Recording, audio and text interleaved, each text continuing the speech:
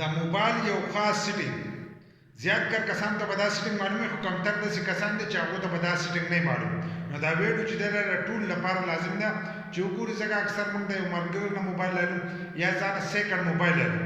کله چې سیکنډ موبایل لرو نو موږ ته د هغې د ریم پته نه لګي د هغې د سټوریج پته نه لګي داسې د دې نوم سره یا د ملګري نه راوخلو نو ځینې ملګري داسې چې هغو ته د هغه موبایل په خپله هم پته نه د نوم یې ورته پته نه خو خالی هغه موبایل چې دی دا استعمالوي نو په دې ویډیو کې زه تاسو ته کوم سیټینګ ښیم نو په هغې کې دا ټول هر سره تاسو کتلی شئ چې د دې موبایل ریم څومره دی د دې سټوریج څومره دی د دې پروسیسر چې دی هغه کم یو دی مکمل هر سره چې دي او په دې کې موجود دي نو د هغې لپاره چې دی ویډیو په پوره ګورئ یو لایک شیر کمنټ چې دی ویډیو له به لازم ورکړئ نو زه به موبایل سکرین ته باقي طریقه به هلته کې زده کوم چې دا څنګه معلومیږي موبایل سکرین ته رالو موږ د خپل موبایل سیټینګ کولاو کړی دغه شان به تاسو د خپل موبایل سیټینګ کولاو کوئ او په دې کې به سرچ کوئ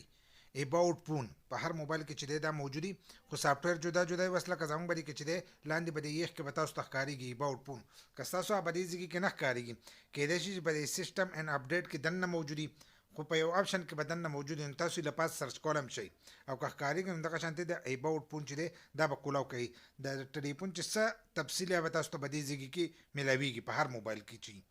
دا چې د ځان سره داسې کولاو کوئ نو دلته کې به تاسو ته ښکارېږي ستاسو د موبایل نوم که تاسو د بل کس هغه چک کوئ هغه هم چک کولی شئ چې د موبایل نوم څه دی لکه څنګه زموږ د دې دا له پاسه ښکارېږي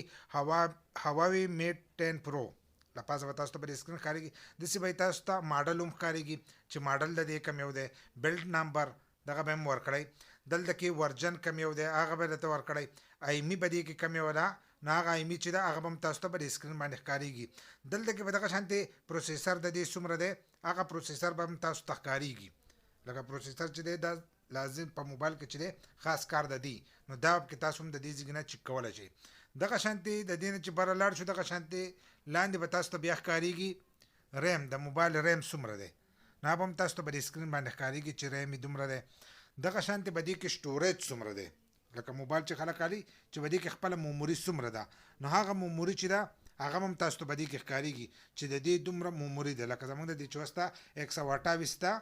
او پاتې شوي چې ده پرې پکې اوس پرته ده دغه 68 جی بي چې ده نو په دې کې اوس پرې پرته ده دغه شانتې ستاسو د سکرین سایز مکمل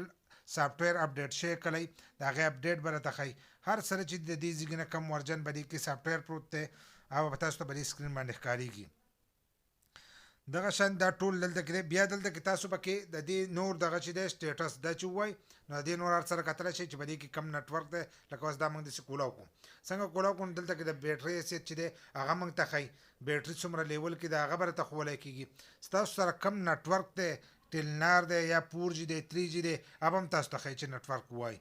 بس په دې طریقې سره تاسو موبایل چک کولی شئ که تاسو سره سیکنډ موبایل لرئ د ملګري موبایل چک کوئ خپل چک کوئ نو تاسو ته به د ټول هر څه معلومات چې دي او په دغه ځای کې میلاویږي که تاسو سټوریج معلوموئ که تاسو پروسیسر معلوموئ که هر شی معلوموئ خپل نیټورک معلوموئ نو هغه هم تاسو ته په دغه ایباؤټ کې چې دی میلاویږي که ویډیو مو خوښه شي نو یو لایک شیر کمنټ چې دی دې ویډیو له لازم ورکړه داسې نور ویډیوګانو لپاره زموږ د فیسبوک پیج هم د ځان سره لایک کړئ او